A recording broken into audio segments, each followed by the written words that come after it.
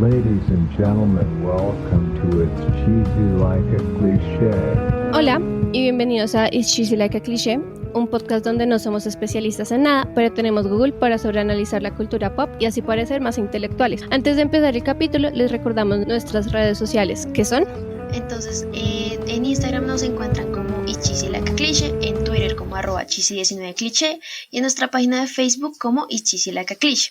Y en nuestras redes personales, en Instagram nos pueden encontrar, pues a Mariana la encuentran como @astro.babe, a mí como @manu-24-wm y a Daily como @purpleguitarrist y en Twitter como @purpleguitar. Y abro el espacio para anunciar que desafortunadamente Mariana no va a poder estar con nosotros en este capítulo, pero siempre está con nosotros en nuestro corazoncito. Esta vez sí nos acordamos temprano. Sí. A la media hora. No la media hora, sí. Pero bueno, esta temporada hemos tenido un montón de mashup. Me encanta. Hoy tenemos otro podcast invitado. Estamos muy felices de anunciar que estamos con el podcast Estúpida, mi podcast. Estamos con los muchachos pues del podcast que son Esteban, Sebastián y Jesús. ¿Sí? Oli, sí. Oli. Hola. Entonces, bueno, pues me gustaría que ustedes dijeran sus redes, pues para también que escuchen el podcast de ellos, que es muy interesante. Dale, no, pues nuestro podcast, como dijiste, se llama Estúpida mi podcast. Somos un grupo basado en Medellín. Es un podcast que surge de una iniciativa de un club de lectura que se llama Iconografías. Nos pueden encontrar en todas las plataformas de podcast. Estamos en Spotify, Google Podcast, Apple Podcast, Deezer. También tenemos un canal de YouTube donde subimos pues, los audios de nuestros episodios. Y en redes estamos en Facebook como Club de Lectura Iconografías y en Twitter e Instagram como @estupidapodcast. Listo. Entonces, hoy para que nos reunimos con un podcast sobre la comunidad LGTBI para hablar de LGTBI. Exacto. Eso. En especial. Exactamente.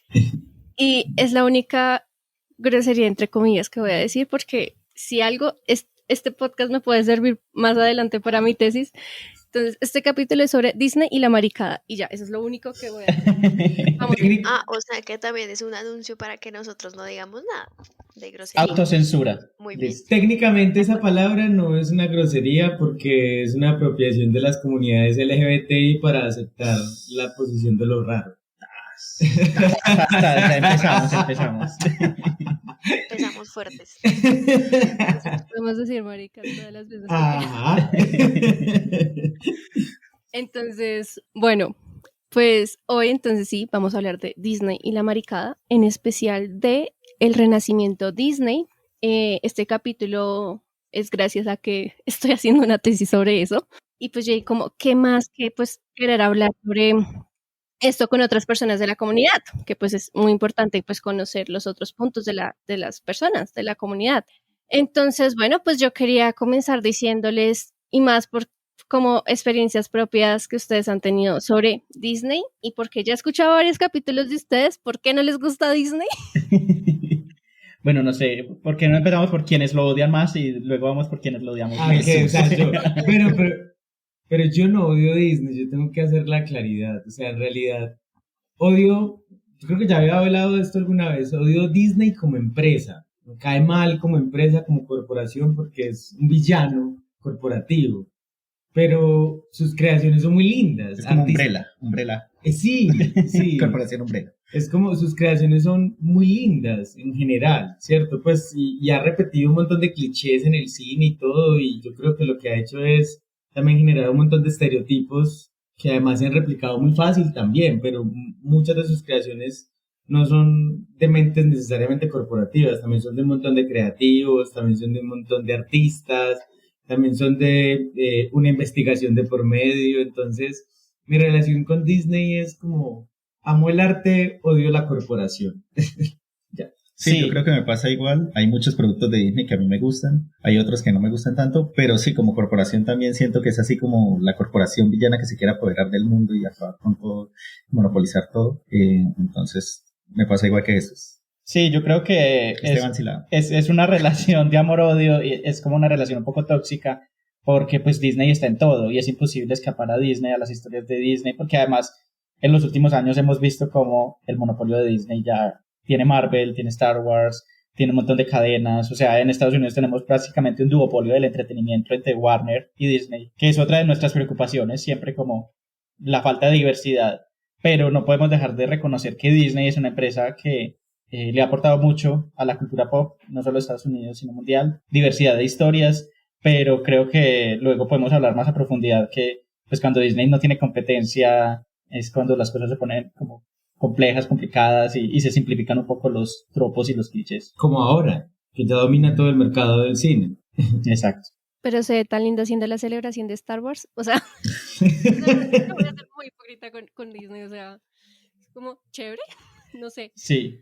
No, nosotros también. O sea, pues nosotros nos jactamos en nuestro podcast de que Disney es uno de nuestros villanos, nuestros archienemigos, pero aún así consumimos todo y nos disfrutamos todo y pues obviamente yo he ido a Magic Kingdom, volvería a Disney, me disfrutaría un Pride en Disney a pesar de que hayan apoyado a políticos que atenten contra nuestros derechos, pero pues eso no impide que uno vea las fallas y los problemas y pueda problematizar lo que significa Disney actualmente. No, pues sí, no lo había pensado así, igual, o sea, viéndolo ya como esa corporación que domina todo, porque igual a mí siempre me ha gustado Disney, o sea, están hablando con la persona que pues no se ve porque está en el armario, pero allá tengo pintados los aristogatos, ¿sí? O sea, toda la vida tenía Disney. Sí, o sea, tengo una camiseta de Bambi, entonces, pues ya sabrán cómo pues a qué se enfrentan conmigo, pero pues sí, hay que reconocer ese problema de ese, como de todo ese capitalismo que genera Disney, y porque sí, o sea, ahora es dueño prácticamente de todo y quiere monopolizar todo, entonces, y si uno mira bien, prácticamente la mayoría de las cosas que uno ha llegado a ver este año son de Disney, porque pues, o sea, yo no veo Star Wars, pero pues es de Disney. Shame of you. Lo siento. Sí, shame. Pero pues he llegado a consumir cosas de Star Wars por esta señorita. Eso sonó todo nocivo, sí, como ella fue la que me indujo a esto. Técnicamente la manipulé, pero bueno. También pues está Marvel, que yo consumo prácticamente todo, Pixar, entonces sí, eso pienso. Brutal. Pero bueno, pues hoy, dime. ¿Y tu merced su opinión? Que yo amo Disney, bueno, o sea, es que para mí en serio es muy loco crecer y hablar como en la infancia con otra gente que me diga como, no es que yo no me vi las películas de Disney de chiquito, es como, ¿qué infancia de mierda tuviste? Lo siento por ti.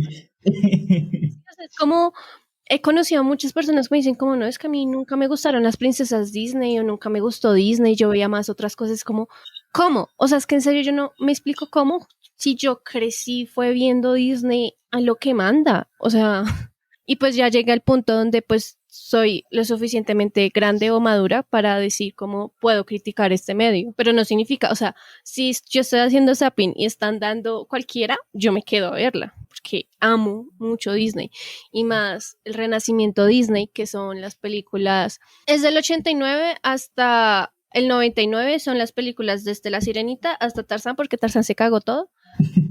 Me dije a mí misma que no iba a decir groserías. Pero... Sí, vamos contando.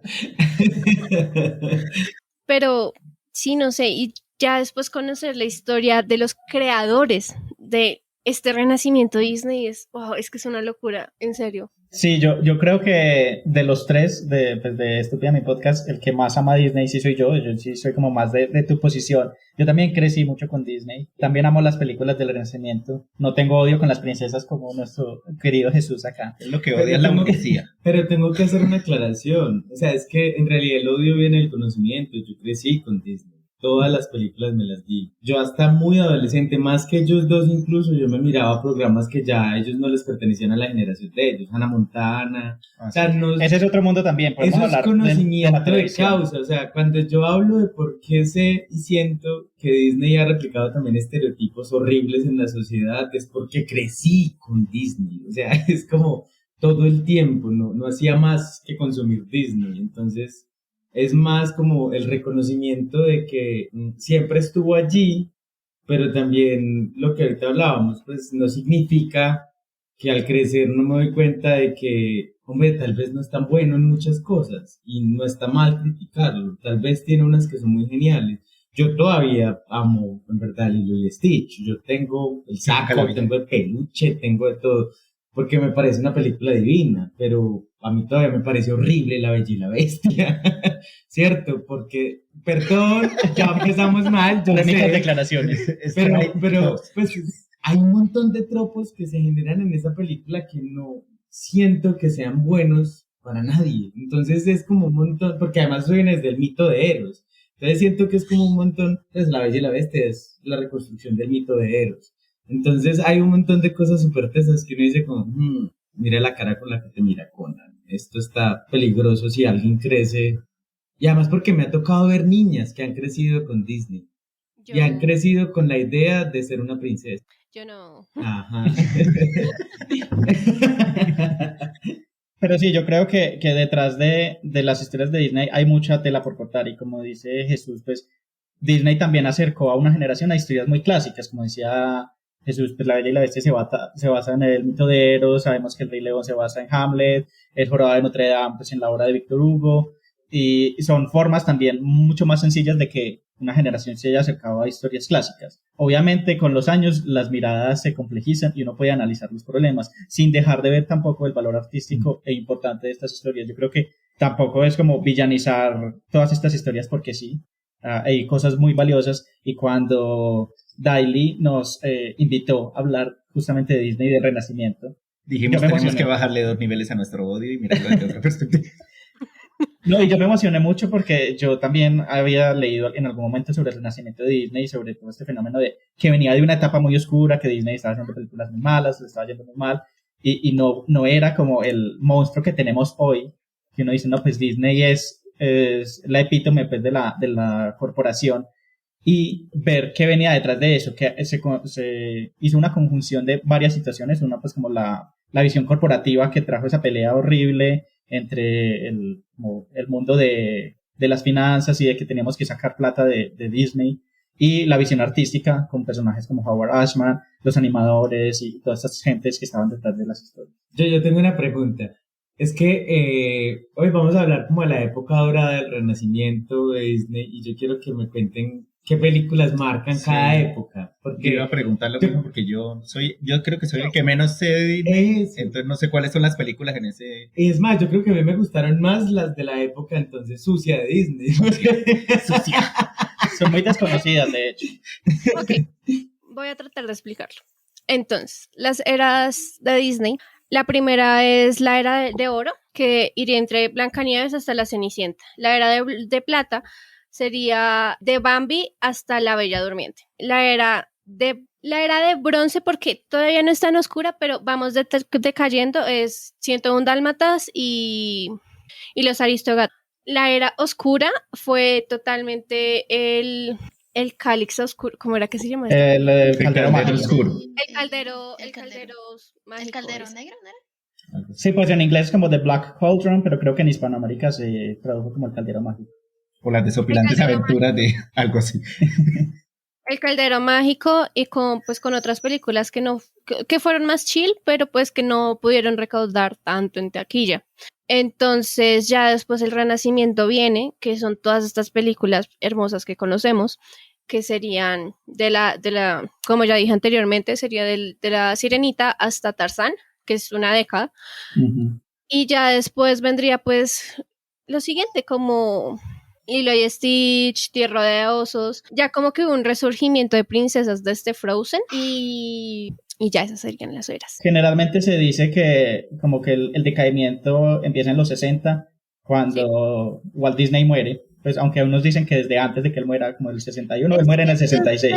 Es desde antes, porque lo que pasa ustedes ven La Bella Durmiente, La Bella Durmiente es de 1959, esa película es bellísima, o sea, el aesthetic, los dibujos son muy, muy bellos, pero el problema fue que no recaudó mucha plata. O sea, no recaudó, a comparación de las otras, a comparación de Cenicienta, a comparación de Pinocho, recaudó muy poco y esa fue una producción muy, muy grande. O sea, fue una de las producciones más grandes que Walt Disney hizo. Ya después con 101 Dálmatas le bajaron mucho pues el sueldo a los dibujantes y entonces lo que ellos hacían era tener un fondo ya determinado y ellos ahí dibujaban los personajes pero en plantillas diferentes, no era página por página como hicieron con La Bella Durmiente y como hacían anteriormente. Walt Disney dijo que o sea, él odió esa película por cómo estaba, porque él dijo, esta cosa no es bonita. También pasó que Fantasía, que es una película pues donde están como varias historias, él fue muy como, él trató de que fuera súper grande y también gracias a él tenemos cines estéreo por la música, porque él quería que la música se sintiera muy bien, pero pues en ese momento habían como 2 cinemas que hacían eso y él dijo como, yo quiero que lo hagan, pero es como bien, o sea, que la escuchen bien. Obviamente esa película tampoco recaudó mucho por eso mismo, porque pues no habían tantos cinemas y él decía, es que quiero que todos los cines sean así, y era como, señor, pero no hay plata, o sea, ¿qué está pasando? Ya después Walt Disney murió y ya después fue como, ¿y ahora qué hacemos? Y también creo que fue como una pelea de lobos entre quién se iba a quedar, como con qué partes de la compañía, porque ya para ese punto Walt Disney se había convertido en una cosa que no era solamente cine de animación, que es como su firma inicial, por lo que se hizo famoso, pero ya empezaron también a incursionar en televisión, en películas de live action, ya no le estaban prestando exacto, por los parques, no le estaban prestando tanta atención a la animación, incluso pues ya se estaba pensando en cerrar como el estudio de animación. Sí, y por ejemplo, en el documental de Despertando a la Bella Durmiente, que está en Disney Plus, ahí cuentan los dibujantes que, pues, o sea, ellos tenían uno de los departamentos más grandes, era el de animación, que era gigante, o sea, era con espacios adecuados para que ellos dibujaran. Ya por presupuesto los mandaron, fue a caravanas. Y es como, o sea, qué triste que tuvieron que llegar. O sea, es que también es muy como gracioso ver que Disney en serio tocó fondo en la animación y ahorita es como es este gigante masterpiece del mundo.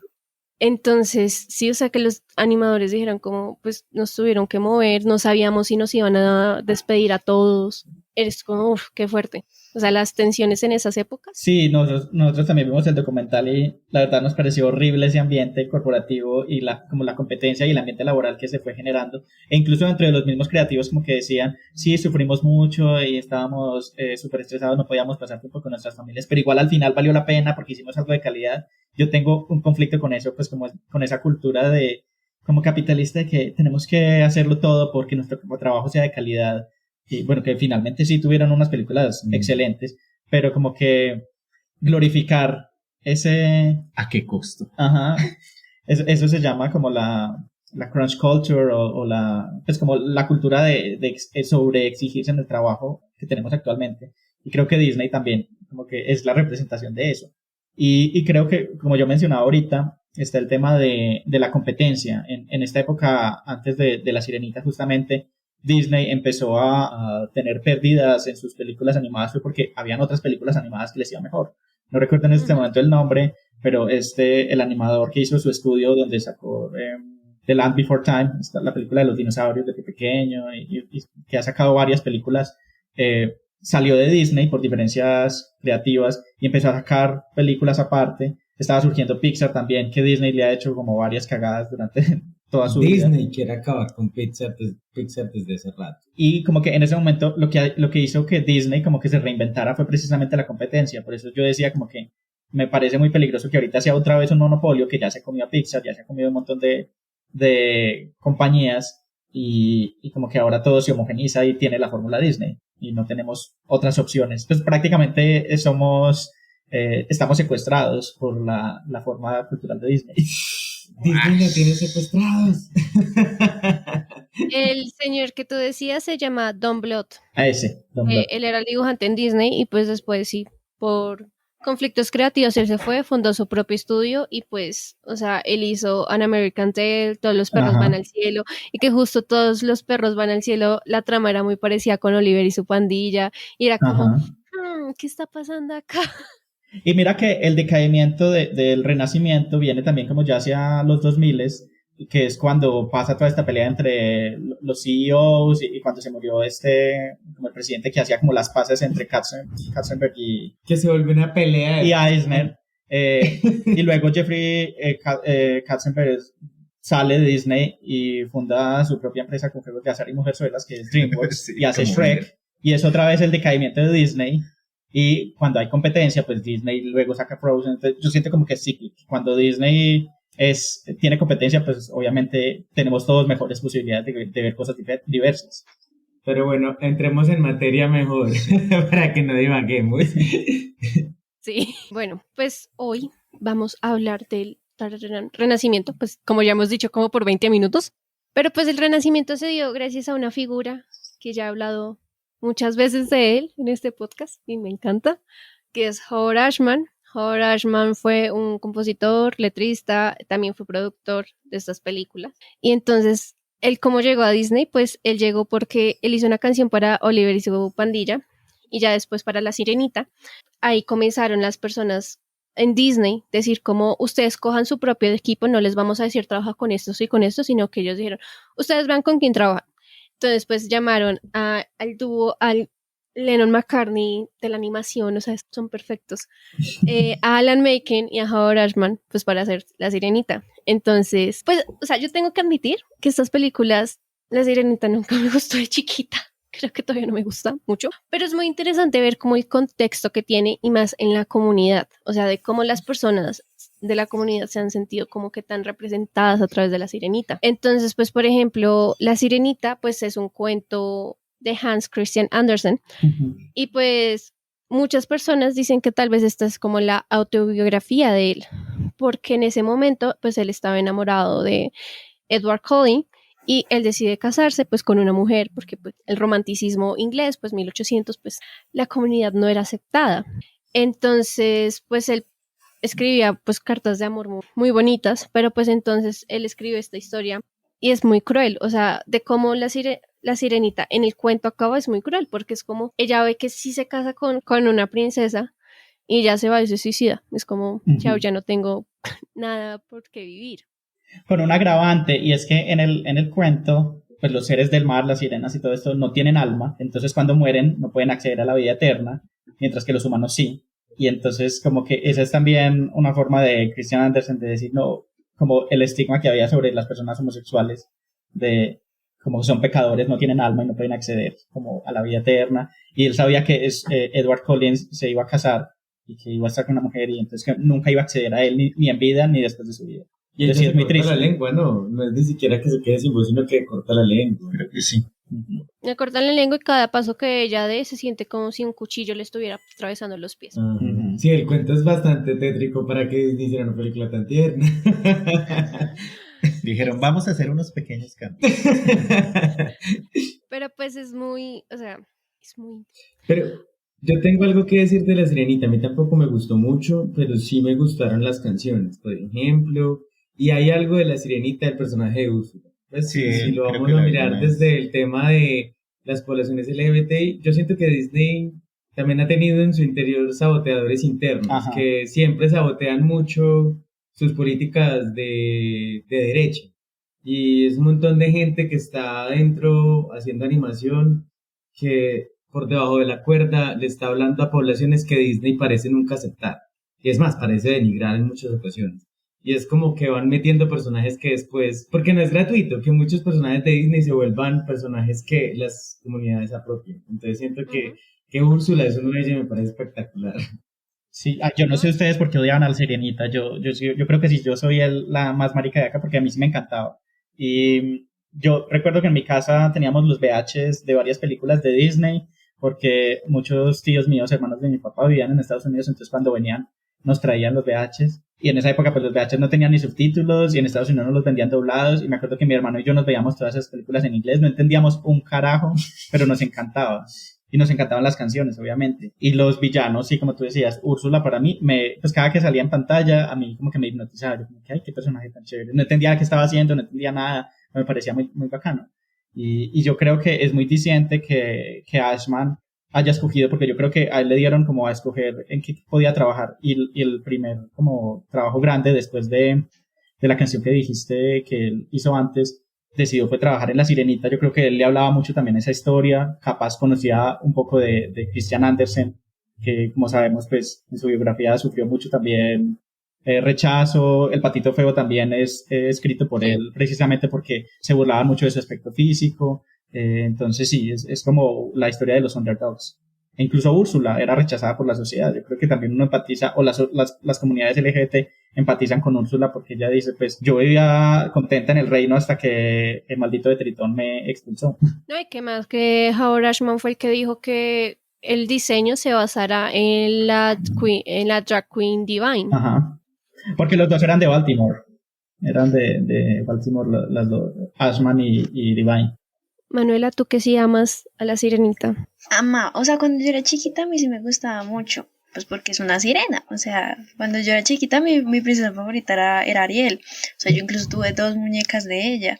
O sea, me encantaba. Pero luego fui creciendo y me di cuenta que, o sea, viéndolo como en un contexto literal de la historia, pues porque luego están las interpretaciones, pero en el contexto literal de la historia, Ariel me empezó a parecer muy egoísta y trataba muy mal al papá, y por eso como que me dejó de gustar. Y pues, o sea, no sé, me parece muy egoísta, muy malcriada, porque tenía, ¿cuánto? ¿Como 16 años? Sí. Entonces, cuando le dice, yo ya no soy una niña, papá, tengo 16. Sí, es como, no es una etapa, así soy. sí, así soy. Soy rebelde, entonces como que por ese lado fue que me dejó de gustar, pero pues yo igual me la puedo seguir viendo y igual me encantan mucho las canciones, pero la veo de otra forma, ¿sí? Ya no con esos mismos ojos de inocencia.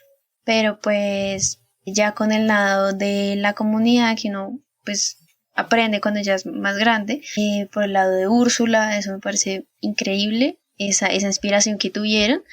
Y en un video de los que vio Daily, que decían que también se podía dar una interpretación trans de Ariel. Sí. Por el tema de, pues de la voz y del cuerpo, porque ella no, al fin y al cabo no se sentía cómoda con su cuerpo porque ella quería otras cosas, ¿sí? Entonces, y pues que le quitaran la voz y ese tipo de cosas, entonces que ya cuando recupera su voz ya está como, pues que ya se sentía identificada, o sea, tenía su representación física, pero también su alma, al momento de tener su voz. Yo creo que el éxito de la película también se basa, pues cuando mirábamos el documental de Ashman, hay algo muy bacano y es que se basa, su mirada creativa creo que sí era muy puntual, entonces tenía como elecciones muy particulares que funcionaban muy bien en la película. Él, por ejemplo, hacer jamaiquino a Sebastián.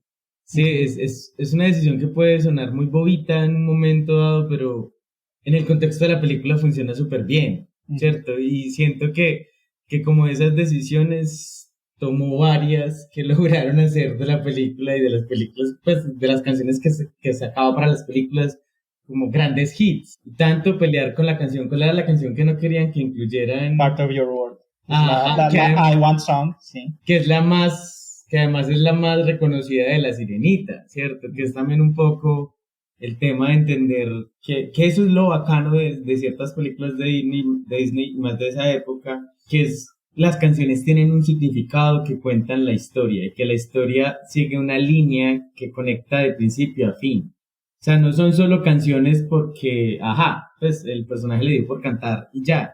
Sino que cuentan algo, o sea, me aportan algo a la historia. Exacto, y eso es lo bacano, que te recuerdo mucho, por ejemplo, en La Sirenita y en otras películas de Disney, y era eso, que las canciones desde el principio hasta el fin te contaban una historia secuencial. Incluso a veces te contaban cómo crecía el personaje, te contaban, o sea, es como si siguieran una fórmula, y además la fórmula después de Ash, de él siguió, pues era como de Howard siguiera como... hay una historia donde ella cuenta primero quién es, después hay una canción donde cuenta qué desea, después hay una canción donde hay una ruptura, después hay una canción donde hay un éxito y una canción donde se une con todo el mundo, ¿cierto? Entonces es como un poco la fórmula, la fórmula que está subvirtiendo Lin-Manuel Miranda también un poco, que él tiene otra estructura diferente. Es que eso viene mucho de los musicales. Ajá. O sea, a mí me parece muy estratégico que hayan contratado a Howard Ashman y de que o sea, es que la fórmula les dio y les sigue dando. O sea, yo ya lo había recalcado en el capítulo de Encanto que pues nosotras hicimos, y era como el I Want Song es como tienes un sentimiento tan fuerte que tú no lo hablas, tú lo cantas. Entonces, por eso, a diferencia, por ejemplo, La Cenicienta o de Blancanieves, que sí como, ay, qué lindas las canciones, pero pues esas canciones en realidad no nos están diciendo mucho. O sea, es como, pues están ahí porque existen. Pero con el de I Want Song, que es algo que viene desde los musicales, es como, es algo tan importante porque no es una canción porque sí, o sea, nos está mostrando, en el caso de La Sirenita, porque Ariel quiere ir a la tierra, porque quiere pues conocer cosas de allá y es como este sentimiento de querer pertenecer a algo, porque sí, o sea, ella estaba en la realeza, era una sirena princesa y tales, pero pues ella no se sentía que pertenecía a algo. Entonces como que ese sentimiento de pertenecer también es muy fuerte en esa canción y también por eso es que muchas personas de la comunidad aman tanto esa canción porque es como este deseo de querer pertenecer y de que te dejen pertenecer. Sí, yo creo que el éxito es como que Ashman venía del mundo de Broadway y Menken también. Pues casi siempre se habla de Ashman, pero pues es una dupla. Y es lo mismo que está pasando ahorita, como decía Lin-Manuel Miranda, Jesús con Lin-Manuel Miranda. Gracias por decirme Lin-Manuel Miranda con Jesús. También quiero ser él. Es como esa misma fórmula de combinar que la animación tiene un match perfecto con esta estructura musical. Y por otro lado, creo que también está como, pues porque Ashman era el que hacía como, componía las letras, más que la composición, creo yo. Menken era Sí, el él era letrista. Ajá. Pues también está el tema de lo que estaba pasando por la vida de Howard en ese momento. Pues también estaba pasando por su diagnóstico de VIH, el deterioro de su salud. Entonces, siento que él también venía de intentarlo en Broadway y como tuvo un éxito que fue Little Shop of Horrors, pero después no le pegó mucho y vio como esa... Ajá. Después vino Disney y ahí dijo, no, pues aquí la voy a pegar y es como que me queda muy poquito, tengo que hacer, que incluso me recuerda mucho a la historia de Jonathan Larson, que son como contextos similares, es como estas personas que tienen un montón de cosas y que quieren expresar, pero también son underdogs, entonces por eso creo que también pega mucho. Wow, brutal. Sí, es que no sé, o sea, la historia de Howard Ashman como que me llega mucho, es como muchos sentimientos encontrados, como es muy triste porque, o sea, si tú lo pones en contexto de cómo la comunidad en Estados Unidos está viviendo, es horrible, porque justo pues ahí fue como la epidemia del SIDA y fue justo, ellos ganaron el Oscar a Mejor Canción con Part of Your World. Y al día siguiente Howard le dijo a Alan como, te necesito contar algo, como, bueno, supongo que tú ya sabes.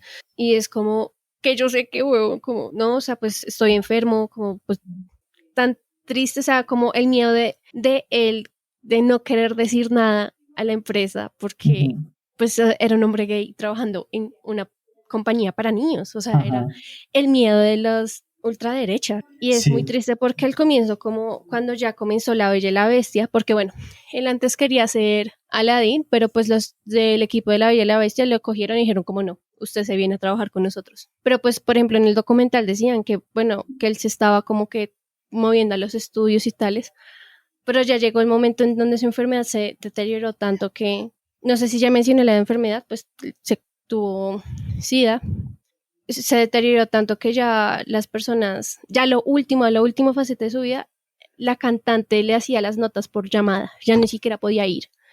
Y es como, qué triste. Y pues, por ejemplo, La Bella y la Bestia, a mí tampoco me gusta de chiquita, pero, o sea, ahorita viendo el contexto, es como, Howard Ashman nunca pudo decir, o no sé si, por ejemplo, seguiría vivo y si iba a decir, si esta canción la basé por lo que estaba pasando con el SIDA. No lo sé, nunca lo sabremos, pero pues muchas personas han salido a decir como, esta canción es como lo que estaba pasando en su vida, o sea...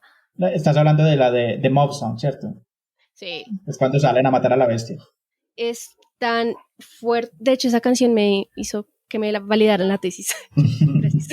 Que yo iba para eso precisamente, que a mí tampoco me gustaba mucho La Bella y la Bestia, pero como releyéndolo en el contexto y sabiendo también cómo se compusieron muchas de estas canciones y que, por ejemplo, él luchaba porque la bestia fuera coprotagonista de la película, porque la película iba a ser solamente basada en la Bella y que él dijo, no, es que los dos son los protagonistas y que la bestia es la bestia incomprendida que el pueblo quiere matar, que es el monstruo y también que le da esta otra perspectiva a la Bella, que introduce como la película con una canción de ella en el pueblo y que todo el mundo también la mira como la chica rara que porque le gusta leer.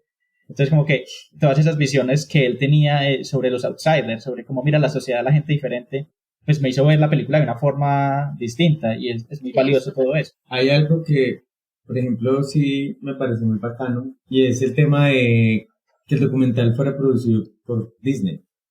porque siento que Disney, hablando de una persona que trabajó en sus filas, que murió de VIH, que además era gay, sí me parece como bien, pues bacano que también hagas eso, porque es que siento que lo que ha intentado todo el tiempo es ocultar su historia, que además es muy visible, porque pues Disney es súper derechista, entonces uno dice como, qué bacano al contrario no lograr ver que están resaltando, y además el documental es muy sentido, es muy bonito, cuentan incluso la parte de su novio, pues del que fue... Incluso él recibió un premio póstumo ya cuando él había muerto.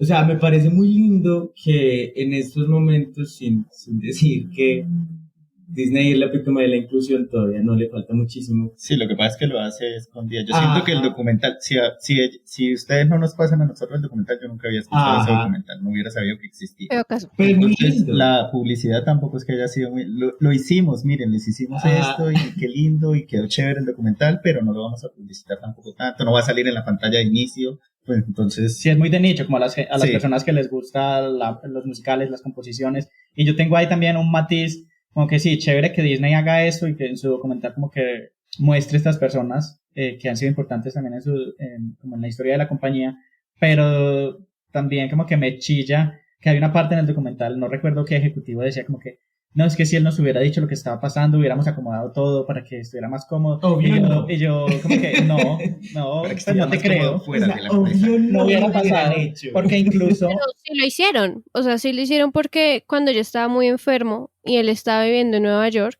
y pues tenía que moverse de Nueva York a Orlando, cuando ya se dieron cuenta de que él estaba enfermo, movieron toda la producción a Nueva York y todos los dibujantes eran como, marica, tenemos que llevarnos como 20,000 hojas porque este señor que es una diva se le dio la gana de trabajar desde su casa. Después se dieron cuenta de que estaba enfermo y era como, no puede ser. O sea, y es que toda la gente era como, es que Howard Ashman en serio salvó Disney, salvó el renacimiento de Disney, y es como, o sea, ver una persona tan fuerte creativamente sufrir tanto y que lo último que diera fuera tan hermoso, es como, no sé. Pero yo creo que también es precisamente por eso, porque también lo veían como que esa mente creativa que nos está salvando y que creo que en una entrevista, o no recuerdo a quién fue que le dijo, Ashman había dicho precisamente lo que tú comentaste ahorita, que él tenía miedo de decirle a los directivos de Disney porque él estaba con VIH trabajando en una compañía que hacía historias para niños y que él sabía que el backlash iba a ser horrible. O sea, que ni siquiera en el ambiente corporativo como que le dieron la seguridad de que, sí, puedes contarnos. O sea, él se sentía atrapado en ese ambiente. Entonces no creo pues como que Disney haya sido la empresa más abierta en ese momento y pues ahorita tampoco creo que lo sea. Sí, o sea, hubo un director que sí le preguntó a Howard, o sea, que textualmente le dijo como, tú, ¿por qué no nos habías dicho nada? Y le dijo como, soy un hombre gay que tiene SIDA, en la epidemia del SIDA, o sea, haciendo películas para niños. ¿Tú crees? O sea, él estaba en serio muy asustado de que lo despidieran. Es muy, muy fuerte. Sí, la única forma que encontró era hacerse indispensable y se hizo indispensable para Disney en ese momento. Pero pues al igual, yo siento que al igual no es una historia que siempre hubiera vivido como escondida, como que hasta ahorita nos damos cuenta de, por Dios, es un hombre gay. No, o sea, porque en el premio póstume que tú estabas mencionando, cuando ganaron el Oscar por La Bella y la Bestia, creo, por la canción de La Bella y la Bestia, es que La Bella y la Bestia ganó un montón de Oscars. El caso es que salió Alan y dijo como, ahora pues va a hablar en la pareja de Howard, y él salió a decir como, estoy muy feliz de que le haya ganado esto, pero también estoy muy triste porque es la primera persona que gana uno de estos premios que murió por SIDA. O sea, lo dijo ahí de frente en los 80 en una premiación ultraderecha. A mí me gustaban las reacciones de la gente que era como, ¿qué hacemos? Ajá. Y yo creo que eso es lo valioso y lo que siempre defendemos, como que lo valioso son las personas y los creativos que están detrás de estas historias, no la empresa o la corporación como tal, porque las empresas no tienen corazón. Desalmadas, desalmadas. Que yo creo también que algo muy bacano, pues en el otro documental, bueno, muy bacano no, el otro documental era El lugar de trabajo donde no quiero estar nunca porque era horrible. Pues ¿cómo se llamaba el otro documental? Despertando la Bella. Era horrible ese lugar de trabajo. Despertando a la Bella Durmiente. Incluso cuando eran supuestamente exitosos, eran horribles. O sea, laboralmente eran como un ambiente retóxico. Pero Todos pasivos agresivos. horrible con los dibujos, o sea, era una hubiera cosa. quemado el escritorio. Sí, yo decía, no, marica, cuando yo trabajo en un lugar así, creo que grito todos los días. O sea, era como, oh my God, ¿qué es esto? Pero había algo muy teso y es, pues a mí sí me encanta ver algo, es como la caída de las grandes empresas y su resurgimiento. Porque si algo tiene Disney, creo que a lo largo de tanto tiempo, bueno, si algo tuvo Walt Disney es que sí era muy visionario. O sea, eso nadie se lo va a quitar, porque el imperio que actualmente hoy es Disney no se construyó de la noche a la mañana. Ese imperio en realidad también nació de la visión de un man, y de un man que tenía una visión muy bacana, pues además muy tesa, además muy clara, mágica, además muy creativa, además, cierto, por más de lo que fuera él, tenía una visión muy creativa que surtió efecto además, y que tuvo que trabajarla, porque Disney no nació de la noche a la mañana. Entonces, es muy bacano ver cómo justamente Disney se hunde en un momento, al menos la animación de Disney se hunde en un momento, es rescatada, como en otro momento que vuelve otra vez a tener su valía, que se vuelve en este monstruo también de la animación, que yo creo que es todavía, porque si algo tiene Disney es que todavía es un monstruo en animación y en películas y todo, pues. Y siento que es muy bacano que haya sido rescatada por un hombre gay también, en parte. Es como que es In como, your face. sí, es como la historia más linda del mundo. Es como, amigo, te salvó un hombre gay cuando los has dado la espalda 1000 veces. Pero si hay algo que me parece muy chévere es ver que siempre en este tema, cuando se habla de Disney, no se puede hablar de Disney sin pensar en la visión creativa que tenía Walt Disney. Y que esa fue su crisis, además. Y yo creo que era un poco lo que hablaban en el documental, que su crisis fue cuando él se murió, ya no sabían qué hacer, porque es que la mente creativa de él era la que le había dado vida a todo eso, era la que había permitido el auge, era la que había permitido que surgiera. Y de ahí en adelante, ¿qué? ¿Cierto? Como también dejarle el poder creativo solo a una persona fue un poco lo que como que los hizo trastabillar. Y fue lindo mirar que después la respuesta fue, pero es que hay otras mentes creativas, que no necesariamente se tienen que pensar la empresa, pero sí los productos de la empresa, que ahí fue donde surgen estas películas que ustedes mencionan como el resurgimiento, que finalmente no solo es por la música de Howard, también es por la ilustración, también es por cierto, por muchas cosas, por los guiones, también es por el trabajo de muchas personas creativas y la esclavización de muchas otras, que siento que lo que hace un poco es mostrar que finalmente la filosofía de Disney también siempre ha estado en la creatividad, y la creatividad está en las personas, no solo en la idea de Walt Disney.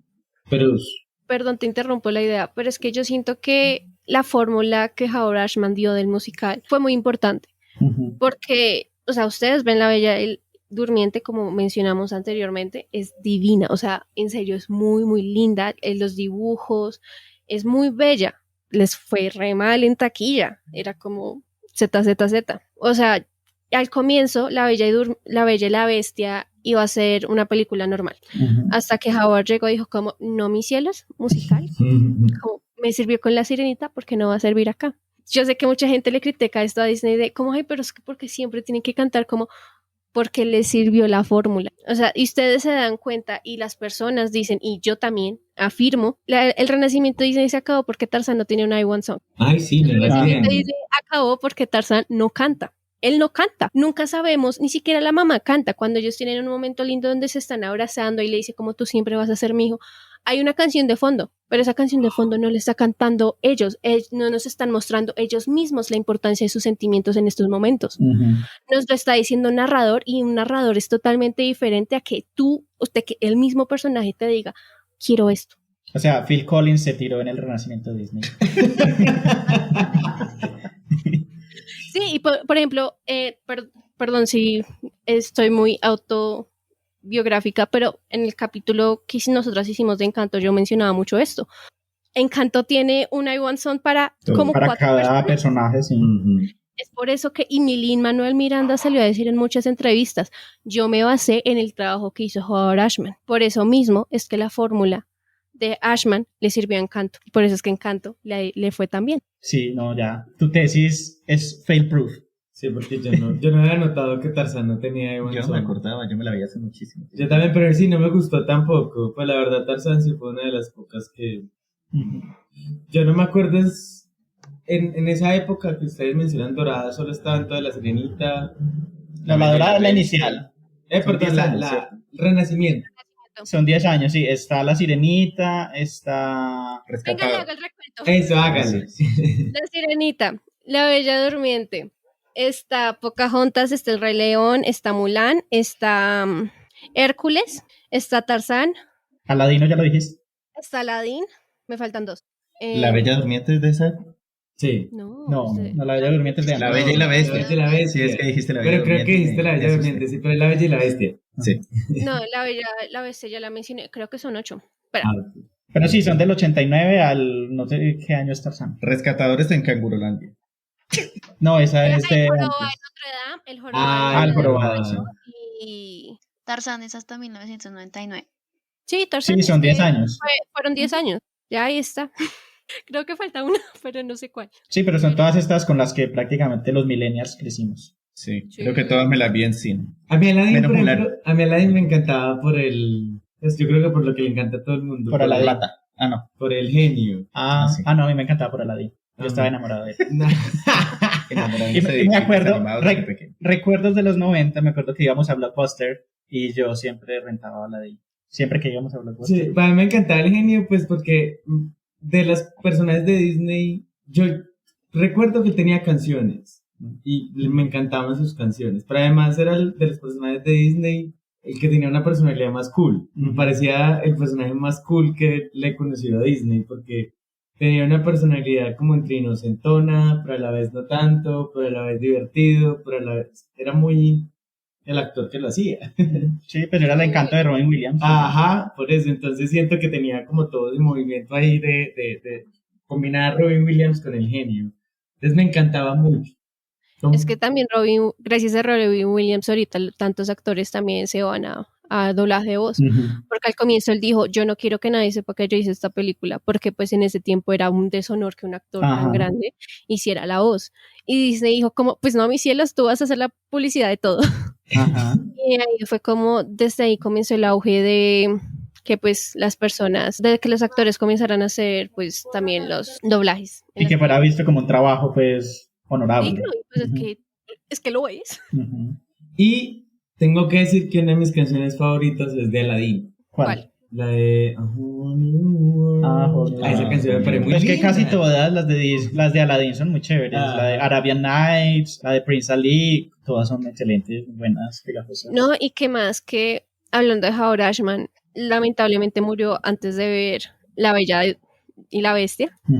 Tanto que La Bella, o sea, al final de la película, pues le ponen como la dedicación que es muy linda y que la voy a decir ahorita, que dice como a nuestro amigo Howard, el que le dio a nuestra sirena su voz y a la bestia su alma, siempre estaremos eternamente agradecidos. Es una dedicatoria hermosa. Qué linda. Es muy linda. Es muy hermosa. Entonces, pues él murió, pero tú después ves con cualquier película que hayan hecho después, con Hércules, con Aladdin, con cualquiera, les preguntan a los compositores, a los letristas, ¿cómo te inspiraste? Y fue como, es que lo que Howard Ashman hizo, o sea, siempre se están basando en lo que hizo Howard Ashman. Es que su legado es inmenso. Sí. Sí, no, pues es lo que venían diciendo. Howard Ashman es un ícono por haber salvado a Disney y desafortunadamente Disney no lo valora. Es muy poco el reconocimiento que hay de él y el reconocimiento que hay es, pues, por ejemplo, acá en nuestro caso, o sea, lo reconocemos en gran parte por ser de la comunidad. O sea, Daily lo empezó a conocer, pues primero porque le gusta la música, obviamente, pero también por el tema de la comunidad. Y así fue como yo también me enteré de él. Ahí fue cuando le dije, escucha esto. Sí. Y pues con el tema del discurso en los Oscars, yo no tenía ni idea de la existencia de ese discurso, sino pues hasta que lo vi. Y me pareció muy brutal ver eso, o sea, que hubieran dejado que la pareja de él subiera al escenario y diera ese discurso y dijera abiertamente que era su pareja, que habían vivido juntos y que murió por SIDA. O sea, que lo dijera abiertamente enfrente de todo el mundo y decir como, esto sería un gran paso, no sé qué. Y no sé, 10, 15 años después, más o menos, ignoran otra vez a la comunidad, ¿sí? O sea, porque no me gusta la película, y pues no tiene que ver con Disney, pero ignoraron olímpicamente a Brokeback Mountain. Entonces, pues es como un contraste como interesante, ¿no? Ver que le dieran el espacio a esta persona y después seguir ignorando a la comunidad, como siempre han hecho todas estas grandes franquicias, corporaciones, de todo. Sí, pues es lo que yo digo, las empresas no son nuestras amigas, entonces por eso no hay que tener simpatía con las empresas. Sí, Bueno, seguramente ahorita el 1 de junio todo el mundo va a poner La bandera, con la sí. bandera y todos, ay, somos super aliados y ya. Todos son Eso es todo lo que van a hacer. inclusivos, pues. No, yo quiero, bueno, aquí volviendo al tema, yo ahorita les conté cuál era como de esa etapa mi película favorita, que en realidad, pues, yo creo que El Rey León en realidad es la favorita de todo el mundo, entonces Rey León queda excluida No. porque además es el éxito. No, a mí El Rey León me parece la cúspide A mí de las también. películas No animadas. sé cuál es mi favorita, yo solo sé que amo mucho, creo, me atrevería a decir que tal vez es Aladdin. Yo también. Tal vez, pero es que desde chiquita tengo una construcción social y por eso mismo no me gustaba. O sea, yo sé que esto va a sonar muy snob y muy pretencioso de mi parte, pero de chiquita a mí no me gustaban ni la Sirenita ni la Bella Durmiente porque eran blancas. Entonces era como, no son como yo, entonces chao. Por eso amo mucho Pocahontas y Aladdin, Ajá. y a Jasmine y a Esmeralda. Pero es Entonces, que sí. para eso son las representaciones, para Sí. que tú te puedas ver en ellas y sentirte identificada. ¿Ves, Manuela? ¿Ves, Manuela? Eras muy Pero woke yo desde nunca pequeña. yo nunca le he He quitado la sido razón muy en woke eso. Se sacaron los trapitos Sí. A ver, Manuela, ¿cuál es tu película favorita de esa época. de esa época? Del Renacimiento, yo creo que también me iría por Aladdin. Me gusta mucho Aladdin, es muy bonita, sobre todo las canciones. Pues es que en serio para mí es muy difícil porque pues primero estoy haciendo una tesis sobre el Renacimiento, segundo yo en serio crecí mucho con estas películas, pero o sea, musicalmente volverme a encontrar con estas películas, musicalmente es como cada 3 meses tengo una nueva obsesión con otro soundtrack. Ujú. Entonces, o sea, literalmente el año pasado hice un análisis sobre las composiciones del Jorobado de Notre Dame. No me pueden pedir mucho, en serio, yo amo mucho estas películas y ahorita en serio lo que les digo, como la música es tan importante, entonces volver a ellas y no decir como, es que es música básica de Disney, es como, no amigo, o sea, tiene tantas cosas tan brutales que es como, ¡ah! No puede ser, o sea, en serio, yo muero cada vez que digo como voy a buscar la partitura de algo porque, uf, Y lo que es que además tienen tantas lecturas, o sea, uno los puede leer desde muchas perspectivas y uno dice, es como una cebolla, tiene muchas Cálmate, layers. Shrek. Sí. Bueno, metimos a Shrek, que es enemigo de Disney, entonces no. sí, o sea, pues, o sea, musicalmente es como, uf, es muy brutal. Y si ya lo llevamos otra vez a la comunidad, les recomiendo mucho pues a nuestros oyentes que se vayan a buscar el canal de Dreamstones, que la mujer, que ahorita es una mujer trans y estoy muy feliz de que pues lo haya anunciado, y son como un mini documental de cómo la epidemia del SIDA con la Bella Durmiente, la Bella y la Bestia, es como, uf, es totalmente brutal.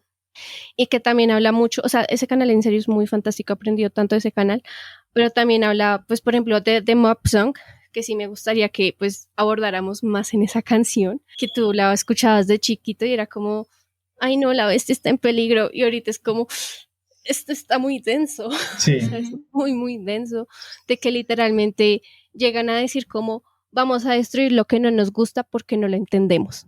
Y creo que el montaje que hacen en el documental de esta parte, cuando están mostrando las letras de esta canción y que muestran las manifestaciones contra las personas que vivían con VIH en esa época y de los grupos religiosos, o sea, es muy fuerte. Yo veía esa parte, es como que, no, pues, no me imagino lo que estaba viviendo este hombre en esta época. Claro. Y que, por ejemplo, o sea, pues está esa canción, está Part of Your World, pero también hay unas canciones que están como, que son como perdidas de Howard, pero que también me parecen muy importantes y pues por eso las voy a decir. Por ejemplo, hay una que se llama Human Again, que es de La Bella y la Bestia, que esta aparece en la versión extendida, que, o sea, habla de cómo cada objeto, de cómo se sentirá vivo otra vez, como cuando pase esta maldición, me voy a sentir humano otra vez, es como, es muy denso, porque si tú lo pones en perspectiva, es como, él ya estaba enfermo, es como, es muy, muy fuerte. O sea, la canción es hermosa, pero ya ponerlo en ese sentido, en ese contexto, es como, me pongo a llorar. O sea, cada vez que me pongo a averiguar de mi tesis, termino muy mal emocionalmente. Y también hay otra película, otra canción, como les dije anteriormente, que él trabajó un poquito en Aladdin, Y pues las canciones que le hizo para Aladdin, pues todas las desecharon porque pues cambió la historia totalmente. O sea, no fue como, se murió el gay, pues vamos a quitar todo. No, fue porque cambiaron toda la idea de la película. La película originalmente no iba a ser así. Pero entonces esta canción Humiliate the Boy es sobre cómo Jafar pues está humillando a Aladdin, de que ella tiene el genio. Y entonces dice como que cada vez le está quitando una cosa, como te voy a quitar la ropa, te voy a quitar el cabello, te voy a quitar tal cosa, y lo va debilitando emocionalmente y también físicamente. Y pues las personas que estaban trabajando en el estudio estaban al comienzo como, wow, qué canción tan densa, ay, puta, cierto que tiene sida. Sí, o sea, como que el choque también fue muy fuerte. Y muchas personas dijeron como, esta canción es serio, es muy, muy fuerte. Entonces, pues Alan Menken literalmente dijo como, o sea, cito, uno por uno le estábamos quitando todo a Alain y creo que todos reconocimos que había un subtexto bastante fuerte en esto. And it's a gleeful do-do-do-do. And one by one, we're taking everything away from Aladdin. And all of us, I think, recognized that there was a pretty strong subtext to this. Es muy fuerte. Es que no puedo poner en palabras todo lo que estoy sintiendo ahora diciendo esto. Pero es que yo creo que esa es la magia, pues ahí es donde voy. Yo creo que esa sí es la magia de Disney. Creo que por eso los personajes de Disney son tan apropiados en las poblaciones LGBTI. Pues no es gratuito, no es solo porque el día de mañana un montón de gays, lesbianas y trans dijeron, ve, este personaje está lindo, me lo voy a apropiar, sino que tiene también todo un sentido.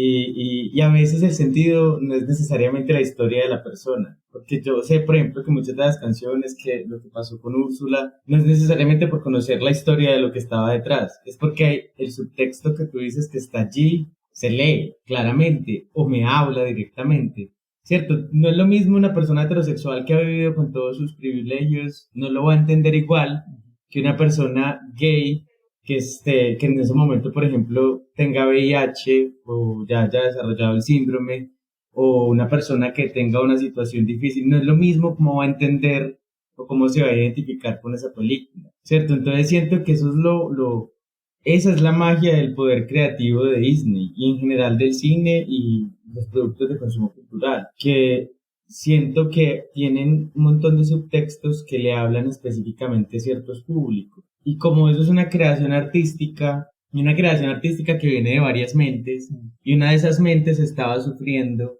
posiblemente, o tal vez no sufriendo, pero quería plasmar lo que sentía, entonces obviamente le va a hablar a aquellos que se puedan relacionar con el sentimiento. Y eso es lo que me parece como bonito de Disney. No es gratuito que Disney sea tan lacrimógeno, ¿cierto? Pues que muchas de sus películas sean lacrimógenas, porque, y no siento que sea lágrima barata. En realidad lo que intenta hacer es tocar lo más profundo de las emociones de las personas, ¿cierto? Y de algunas específicas. No todo el mundo lloró con Coco, porque tal vez no todos hemos enfrentado la muerte. No todo el mundo lloró con Lilo y Stitch, porque tal vez no todos hemos enfrentado el rechazo, ¿cierto? Pero uno va mirando que si atrás habían un montón de historias, que yo creo que eso es lo valioso de Disney, de historias de underdogs, que además miren que casi todas las películas de Disney se basan en los outcasts, en la gente que no se quiere, en la gente que hay que sacar de la sociedad, ¿cierto? Entonces, que yo creo que eso es lo valioso también de Disney, que si está contando un montón de historias de outcasts, es para decirle a los outcasts que tal vez no sea tan malo ser raro. Entonces es bacano ver también cómo son capaces a través de canciones, incluso las películas que no tienen canciones, hacer que el sentimiento se mueva en la persona, porque le está contando una historia que además viene de un montón de cabezas creativas que está reflejando partes de tu realidad. Y yo creo que eso es lo bonito cuando uno mira las películas de Disney de esta época, cuando mira, y ahora que le da contexto uno con la historia de Howard, pues tiene más sentido. Pero claro, en ese momento tal vez para uno no tenía el sentido y no le generaba tanto, era porque no estaba viendo la situación. Pero posiblemente un montón de gente, un montón de niños que eran aislados de la sociedad, un montón de adultos que estaban sufriendo aislados de la sociedad, un montón de hombres que además en esa época no podían ni siquiera salir a la calle, o mujeres trans o hombres trans, sí se sintieron identificados y se miraron por un momento en la pantalla como alguien también siente lo mismo que yo. Creo que eso es un poco, miren que puedo odiar a Disney, pero siento que esa es la magia de las películas y las creaciones de Disney, que le está hablando a otros para que sientan que su realidad no es tan solitaria. Y eso es muy lindo. Y ya. Aplausos aquí. Ya puede salir en la intro. Puede salir en la intro de los videos, así como salía en el documental los CEO hablando de ventimos tanto, así ya puede salir ahora. Qué linda conclusión, ya para que terminemos esto. No mentiras. No, pero sí me parece muy valioso. Sí, claro. Y pues ya sí quería hablar pues de la última película que se ve muy relacionada, o sea, pues de los villanos ya, esperen, vamos a hablar a lo último, calma, pero sí quería hablar de Mulan, porque Mulan siempre ha tenido esta narrativa, pues ya al comienzo, o sea, ya creciendo, ya siendo parte de la comunidad, la veía una perspectiva muy bisexual, pero ya después como también ver que muchas personas transexuales también se han encontrado mucho con Mulan, porque pues Mulan literalmente canta esta canción que es Reflection, que es divina, que dice como cuando mi reflejo mostrar aquí quién soy, como quién soy dentro, quién exactamente soy. Entonces, como si ella no es mujer, entonces ¿qué es? Y pues me parece como muy poderoso porque ayer mismo estaba viendo el video del canal de Dreamsons, que les digo que por favor vayan a verlo, o sea, es hermoso, donde ella cuenta su narrativa de cómo ella pasó de ser pues un hombre a ser lo que en realidad ella es, que es una mujer trans. Y ella decía, cada vez que yo me veía una foto o si estaba, por ejemplo, en un tren o algo y había un reflejo, yo no me veía a mí mismo, no podía, no me veía a mi persona, era como, no sé quién soy, entonces como, claro, o sea, Mulan, Mulan desde esta perspectiva también puede llamar mucho a las personas. Y pues también está Lee que pues le quería hacer a Pink y le quería hacer a Mulan. Sí. Bisexual icon. Sí, a mí también me gustaba mucho Mulan, precisamente por esa dualidad. Creo que por esa época también estaba Ranma y medio en la televisión. Y también me llamaba mucho la atención por lo mismo, por esta dualidad de lo masculino y lo femenino. Y pues aquí creo que a ustedes no les gusta mucho Mulan, pero a mí me gustaba mucho. Pero no es que no me guste, es que nunca me la vi. No ¿Nunca te la viste? Oh my God. No, yo sí me Ninguna la vi, de las pero dos, ni el live action, ni nada. no la O sea, sé recuerdo que con trata de cariño. todo. Y en live action no me lo voy a ver porque está hecho para que China... Para China, sí. Sí, pues, para que China diga, oh, me hicieron una película a mí. Y no. Pero si está China ya la vetó. Sí. Sí, por eso, pero gas. O sea, le salió mal incluso para eso. Ajá. Le salió tan mal que la grabaron a 2 kilómetros de un campo de concentración. Sí. Oh, Bueno, yo no sí. sabía eso. Qué horror, pero bueno. Ahora lo sabes. Pero sí, yo creo que esta lectura desde lo trans es muy valiosa e incluso me atrevería a decir desde lo no binario, porque también como que ella sigue compartiendo características masculinas y femeninas y creo que no se conforma con ninguna. Y además de la mirada de sus compañeros. O sea, pues cuando digo que no me gusta es porque también no la recuerdo con tanto cariño. Pero sí me acuerdo, por ejemplo, la mirada de sus compañeros cuando se dan cuenta de que ella es una mujer. Y su mirada no cambia tanto. Pues al principio sí, pero después ya no. ¿Cierto? Y es bacano también mirar como una película en ese momento, además, donde literal era, si es niña tiene que vestir de azul y si es niña tiene que vestir rosado, al menos para nuestro contexto. Ver que un personaje fuese capaz de decir, pues, aquí vengo a romperte un poquito los estereotipos de género que tienes. Y No, este que, como quiera y hago lo que... ajá, sí, y que lleguen también después otros personajes a decir, bueno, pues como está bien. Y creo que es de las primeras princesas Disney, me corregirán si me equivoco, que rompe como esto y como que se muestra la princesa guerrera y que las niñas, pues sí que el merchandising también puede ser para que las niñas sean guerreras y pues ostenten todos estos valores tradicionalmente masculinos y que cimenta un poco como el camino que luego seguirían con personajes como Mérida o Elsa, sí. Uh-huh. Sí, o sea, es que Mulan es una película como que tan fuerte porque la puedes ver tanto de una mirada de la comunidad como de una mirada feminista. Uh-huh. Entonces, pues Manuel habla de eso. Desprevenido. Perdón, bueno, no, pues también, pues ahí yo también quería decir, cuando están diciendo de lo de los amigos, que su mirada no cambia mucho, o sea, como que sí se sorprenden cuando ven que es mujer, pero después como de, igual sigue siendo alguien importante para nosotros, sin importar quién sea. Y incluso no dudan en ningún momento para ayudarla, y en este caso no solamente para ayudarla, sino en el contexto como tal de la película, que es para salvar a China. Ellos no tienen ningún problema de vestirse como geishas, Ajá. ¿sí? Que es como... Y que pues de fondo como está Hombres en Acción. Ay, no, es que esa película Sí, es es genial. fantástica. Entonces, vestirse como con esas características femeninas, pongámoslo así, y no tiene ningún problema en hacer eso. Entonces, también como por ese lado de la masculinidad frágil, no tienen. Eso es otra cosa a resaltar de esa película. Y con lo que dice él y con la película, con la canción de Hombres en Acción, que es muy chimba esa canción también. Pero es que esa canción dicen como, es que es machista porque dice lo de los hombres como toda la película, o sea, todo el mensaje de esa canción es hermosa porque nos está mostrando cómo Mulan en serio tiene que esforzarse mucho pues para que no la descubran y que al final que ella no por fuerza sino por astucia se dé cuenta de cómo recoger la flecha, o sea, hermoso momento, epic cinematic moment, o sea, es hermoso.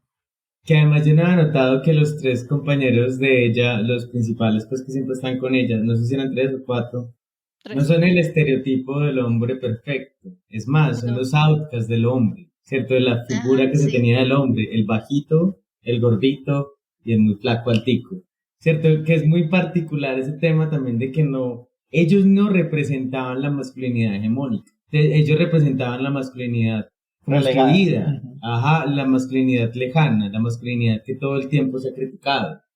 Y me parece como que ahora vuelvo a recordar esa parte y yo no había pensado en ese punto tan particular porque ellos no eran como tan Sí, no eran la epítome de la masculinidad. exacto. Entonces también me parece muy bacano que jugaba incluso con eso y con el tema de la llamaba Mushu. A mí me cae súper bien ese dragón. Era el No dragón. tienes derecho a que te guste mucho si no te gusta Mulan. Pero es que Mushu en sí mismo me parece lindo. Es como, además era todo dramático, todo exagerado. Era todo loco a veces. Deshonor a tu familia. Era tu vaca. Muy bien, se acabó. Deshonor sobre toda tu familia. Toma nota. Deshonrada tu vaca. ¡Basta!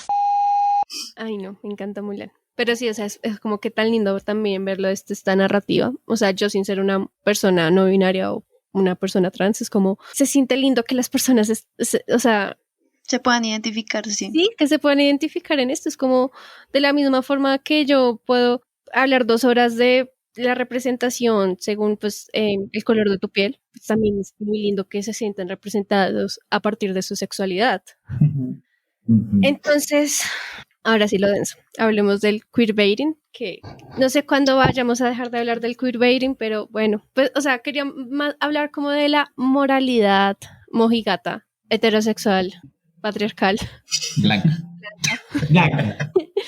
No sé qué más decir, pero bueno, ya entendieron mi punto, porque pues averiguando mucho sobre esto es como muy interesante que al comienzo, o sea, si los villanos eran muy representados, o sea, es que siento que era más como cuando habían villanos masculinos, por ejemplo, en el caso de Peter Pan, que era una forma de mostrar al villano era como afeminizarlo, pero anteriormente una forma de mostrar a las mujeres villanas eran las que no estaban casadas o las que Cruella. cumplían con este estereotipo de mujer, Dosis. de esposa, casa de Ajá. familia. Mujeres ambiciosas.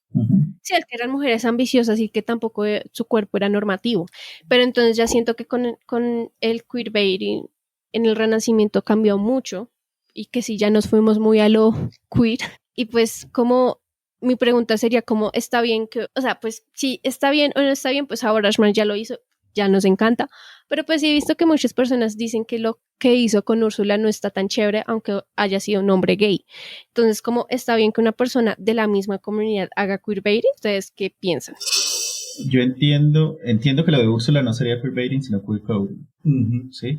Sí, porque ya yo no creo es necesariamente un personaje que se represente ni que se haya prometido que iba a ser parte de la comunidad. Ella es un personaje per se que parece tener, que responde a su género, solo que tiene características sassy. Eso es más como queer coding, que eso yo creo que es lo que pasó en esa época que incluso estás mencionando, que esa época fue más de queer coding que... Sí, Ajá. me equivoqué de términos. Ups, sí. Y lo otro que yo creo es que en el tema de Úrsula, yo creo que él dijo, es la única manera como puedo mostrar algo. O sea, tal vez no está bien ahora con los ojos que lo estamos viendo, pero en ese momento tal vez lo vieron como, es la única manera en la que puedo representar algo, en que sacar un personaje que represente algo, y supongo yo, desde mi punto de vista, que lo hicieron así. No sé qué piensan ustedes. Sí, yo creo que puede ser problemático, pero también hay que entender el contexto. Estaban en los 80. En esa época yo creo que todavía estaba Reagan. No recuerdo si ya seguía Ford, no recuerdo los presidentes de Estados Unidos, pero era el neoconservadurismo de los 80. Estaba plena crisis del VIH-Sida. Entonces, pues tampoco es que se pudieran atrever a mucho. Y es como lo que mencionaba ahorita Jesús, como esas mini acciones guerrilleras dentro de estas grandes corporaciones. Es como, vamos a meter lo que más podamos sin que las élites blancas se den cuenta. Y sí, son pues como representaciones guerrilleras que van bombardeando como el heteropatriarcado de a poquitos. Y lo otro que yo mencionaba es que tampoco creo que haya sido apropiación, porque eran conocidos. Los dos eran de la misma ciudad, capaz en la escena musical o la escena de drag, Howard haya conocido a John Waters y a todo, pues como todo el equipo que estaba alrededor de Divine. Entonces, pues, no sé. Yo tengo que decir varias cosas al respecto. Sí es apropiación, porque apropiación es cuando yo, un privilegiado, tomo algo de la cultura no privilegiada, lo utilizo y no tengo consecuencias por esto. Un hombre blanco, gay, que toma lo sassy del drag y lo utiliza en una película y no tiene consecuencias, eso es apropiación cultural, ¿cierto? Para mí, sí es apropiación, que no estoy juzgando lo que pasaba en ese momento, es diferente, es con la mirada de ahora, no estoy diciendo con la mirada de ese momento. Pero no creo tampoco que sea una cuestión de intencionadamente alguien se levantó y dijo, vamos a poner a la villana. Exacto, hoy voy a apropiarme de esta persona. No, creo que también era todo un sistema estructural que había, porque si no, no se hubiera repetido tantas veces en las películas de Disney. O sea, era como todo un sistema estructural que venía desde el código Hays, donde nos decían que los gays eran malos, donde nos decían que todo lo que saliera del género era perverso, villano. Entonces siento que era como toda una estructura de la que salirse era muy difícil. Pero siento que también lo que hacían con estas eran principalmente volverlas como un poco wannabe. Porque si uno recuerda a Cruella, porque la gente ama a Cruella, porque Cruella era fashion, ¿cierto? Pues independiente de que fuera fea. Que matara perritos. Ay, que mataba perritos, pero Cruella era la fashion y además... Sería Cruella, la mejor canción de la película. Ajá, y Cruella no se dejaba, ¿cierto? Entonces, porque la gente ama a Úrsula, porque Úrsula tiene la canción más cool. Entonces yo creo que fue un poco una ruptura a esta idea del gay solo es el malo, pero es el malo, pero también puede ser cool, ¿cierto? Y que es lo que pasa en la mayoría de películas de esa de Disney. Porque ahí está Jafar, que uno pues le parecía como interesante la actitud de Jafar. Está en el Jorobado de Notre Dame. ¿Cómo era que llamaba? Frollo, pero Frollo no es aspiracional. No es aspiracional. Pero sí tenía su codificación. No lo es. Es más no, para mí es directamente fanatismo religioso. Time. Es el hombre blanco heterosexual. Deseando a la mujer exotizada, sí. Y que si no es de él, arderá en el infierno. El de Pocahontas sí es muy queer coding. Es más el capitán Radcliffe. Ajá. Sí. Que era con sus vestidos así todos fashion y su perro Puck. Y se maquillaba. Entonces yo lo que siento un poco es que tal vez mirarlo como está bien o está mal, en retrospectiva ya no es válido, ¿cierto? Es como ya pasó, ¿cierto? Y finalmente cada cual hizo lo que pudo en los contextos en los que vivió. Exacto. Yo lo que siento es que si hay que mirar es algo y es como lo que generó todo un montón de cosas, que es como entender que sí creo que hubieron acciones que empezaron a romper el estereotipo, acciones como de decir, pues está bien que el villano sea cool, ¿cierto? Está bacano que el villano, por más así que sea un villano que se viste bien. Ajá. Más sassy y eso es genial. Entonces siento que ahí es donde está un poco el juego de que yo siento que los sistemas no se rompen automáticamente y no se rompen en el mismo momento, siempre van a requerir un proceso y el proceso es lento, y siento que pasar un poco de esta idea de mirar a los gays como relativamente malo por ser malo, a ser tal vez malo pero cool, pero disfrutarlo. Ajá, y después ya no ser cool, pues ya no ser malo, sino que poder tener la oportunidad de ser bueno y cool a la vez, ¿sabes? Como que eso ha sido un proceso. Entonces, ¿que era apropiación? Sí siento que era apropiación, pero que era malo, no. Y que siento que lo que hizo fue también permitir que otras personas como que miraran como esas corrientes estéticas de la maldad también, porque yo siento que en realidad lo que sustenta muchas películas de Disney son sus villanos. Pues no, ni siquiera a veces el bueno es muy soso. Sí, el héroe es muy plano. Ajá, necesita un villano súper bien, y creo que incluso ahora lo que están haciendo es tratando de pensarse cómo construir villanos no tan arquetípicos, porque ya cambiamos de tiempo, si ya no nos sirve el villano que es malo porque nací malo y ya soy malo, sino que tiene toda una historia de origen. Entonces siento que incluso más generacional. Exacto, ajá, o ni siquiera tener un villano, que haya un conflicto, pero como Encanto, que no había que es un villano conflicto, pero no hay un villano. Exacto. Entonces miren que van cambiando los tiempos y eso es bacano, pero finalmente mirar hacia atrás es también darle esta mirada a estas rupturas que hubo, sin decir que estuvieron bien o mal, es más como hubo una ruptura. Y esa ruptura generó que existieran villanos que estuvieran codificados de manera queer, que incluso al día de hoy todavía muchas drags hacen de Úrsula, por ejemplo. Entonces, eso como que tiene sus cosas de análisis, pero también sus ganancias. Manuela.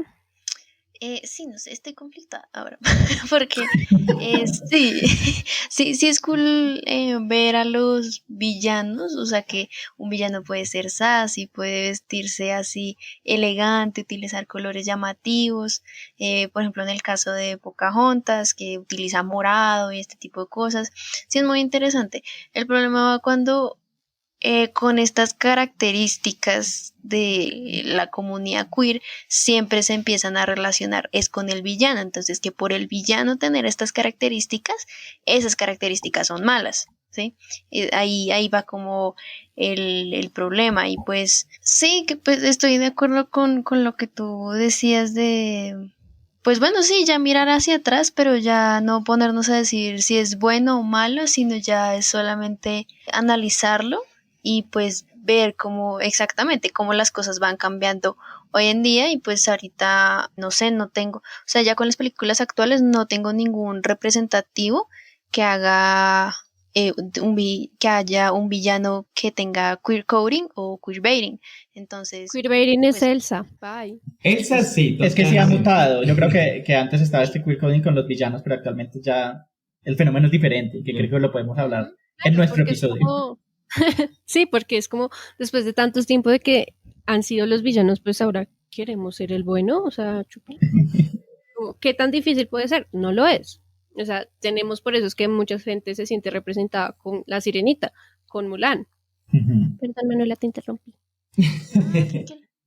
Pero no, Manuela, algo que dices que se me parece muy valioso y es verdad, y es, yo sí creo que también no podemos idealizar la figura de Ashman como de ninguno de los productores de ese momento, ¿cierto? Como no decir, es que era un hombre blanco, gay, no significa que posiblemente no tuviera endofobia también, no lo sabemos y no lo vamos a saber, ¿cierto? Y posiblemente era de esas personas que las conductas afeminadas no les gustaban, como otros del equipo, ¿cierto? Yo creo que también es un poco mirar, no idealizar, que eso siempre ha sido un problema de nuestra sociedad, a solo una figura, pues por su genio, sino que somos humanos. Y creo que también lo que dices es verdad. Creo que el problema del queer coding en su momento, y que si ahora se representara nuevamente sería el gran problema, es que hizo pensar a mucha gente que ser sassy estaba mal, ¿cierto? Porque era incluso lo que dentro de las mismas poblaciones LGBTI se pensaba, que ser sassy estaba mal, que eras el villano por ser sassy, que si te comportabas así, eras el malo de la historia. Entonces, obviamente sí tienes muchas connotaciones negativas que tal vez ahorita no quería que se fueran como si ya pasaron. No, pues es como el mirar en retrospectiva también es pensar, si ahora se dieran, ¿qué haríamos? ¿Estamos tan preparados para aceptarlas o no aceptarlas? Entonces es como pensar un poco en ese tema. Sí, es que es paila, porque o es como también incluso esa homofobia interiorizada que propios homosexuales tienen, que es con el tema de la pluma, es que se llama, o sea, que si son muy amanerados, ese tipo de cosas como de, no, yo soy gay, pero yo no salgo con gays como tú, ¿sí? Entonces, Ajá. Sí, no solo pasa con eso, también pasa con razas, clases sociales, entonces eso es muy paila. Gracias por tocar lo de la endofobia, porque que me hablo. Yo quiero hablar de Gastón, el de La Bella y la Bestia, que uno al comienzo dice como, pues es el personaje que es como, o sea, yo siempre he escuchado la narrativa de, él es el villano porque es muy narcisista, siempre. Pero ahora sí lo vemos desde la comunidad, es como, también se puede ver como si fuera un hombre gay, y es muy diciente, o sea, lo que estaba diciendo es que solo está mostrando la maldad de estos estereotipos que a veces pueden ser negativos, o la mayoría de sus veces pueden ser negativos, pero por ejemplo, que Gastón sea un tipo de hombre que es straight, que es como se le denominaba a los hombres que eran súper hiper masculinos en esta epidemia del SIDA, que pues tenían que mostrar como, no es que yo no soy como esos, como los demás, como los faggots, de una forma muy ofensiva. Eran como estos hombres que son, que están ahí mostrando la hipermasculinidad a lo maldita sea para que no se den cuenta que es gay. Así es Gastón. O sea, así es Gastón. O sea, literalmente su canción de villano que se llama Gastón es ver a hombres amando a Gastón. O sea, diciendo literalmente te amamos. O sea, hay coristas de fondo que son mujeres, pero muy de fondo. O sea, todos los que están admirando a Gastón son hombres. When I was a lad, I ate 4 dozen eggs every morning to help me get large. But now that I'm grown, I eat 5 dozen eggs, so I'm practically as large as a large.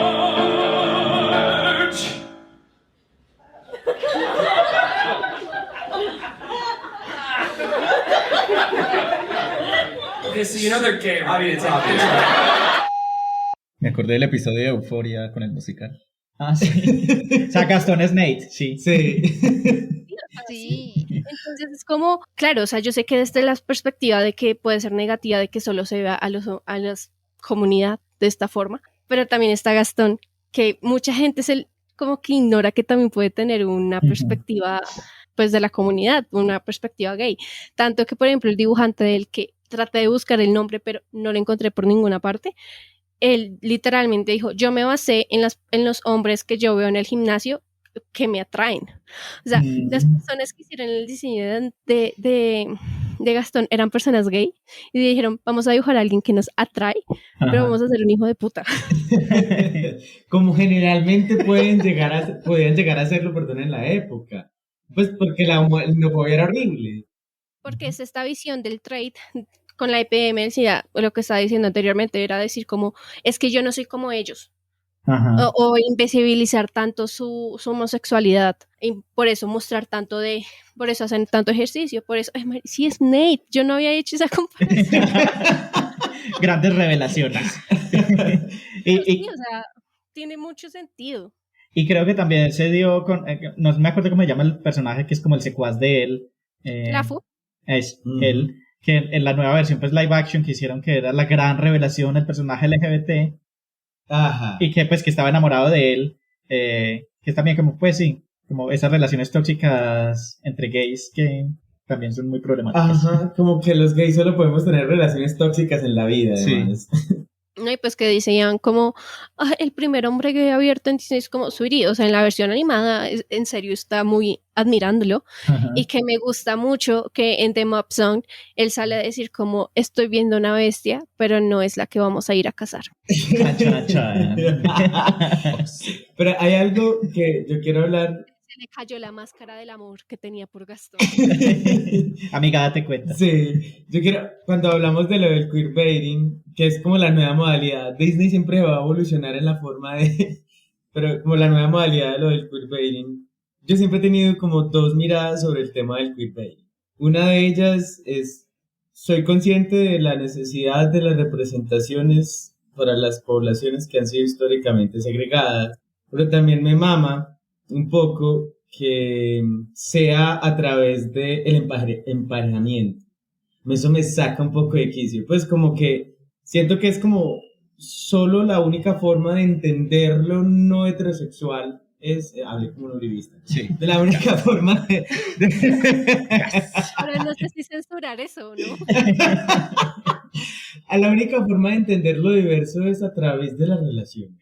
como si Y de lo las diverso relaciones no tuviera- amorosas. Ajá, las relaciones amorosas, como si lo diverso no tuviera otras expresiones. Entonces, también me parecía como que siempre estaba en esta dicotomía súper particular, porque yo puedo leer a Elsa en realidad como una persona sexual, porque tienen que volverla, como colocarle un feeling amoroso para que Elsa sea de la diversidad.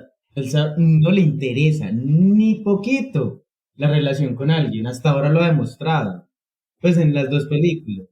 Y que más muestra la perspectiva creciente, que es como, pues como no, todavía no tiene príncipe ni nadie que ame, entonces es lesbiana. Ajá. Ajá, Y luego exacto. salían, qué pena, luego salían los raritos diciendo que en realidad su interés amoroso era Ana. O sea, What? sí, Incesto. yo leía La sí, 34 yo es leía de esta. eso. Yo no me vi Frozen, pero Ana no es la hermana. Sí. Sí, por eso. ¿Y yo qué les pasa? Has entrado a lugares muy frikis del internet. Craigslist. Pero- Nosotros acá también tenemos una furra, ¿qué? O sea, Jesús, ya tienes. Pero saben que eso es a lo que me refiero. O sea, en realidad también el queerbaiting de Disney, que como es Disney es como Colombia, no espero nada de ellos y aún así logran decepcionarme. Y me pasa mucho ese tema con Disney. Pues yo no espero una representación bien hecha hasta ahora de Disney y de lo LGBTI.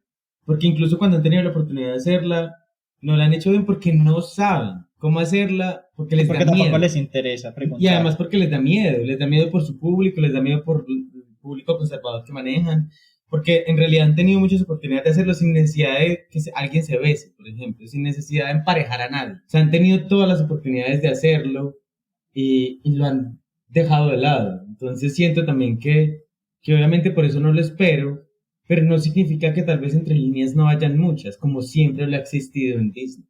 Entonces yo siento que entre líneas sí hay un montón de representaciones. Yo sé, vuelvo a decir, si una persona asexual se ve Frozen, se puede identificar con Elsa. La primera princesa que no necesita un príncipe para ser feliz, ni otra princesa para ser feliz, ¿cierto? Ni una relación amorosa para sentirse realizada. Por ejemplo, si una persona llega a ver... ¿Cuál era la otra que yo también leí alguna vez como clave? No la recuerdo en ese ¿Mérida? momento. ¿Moana?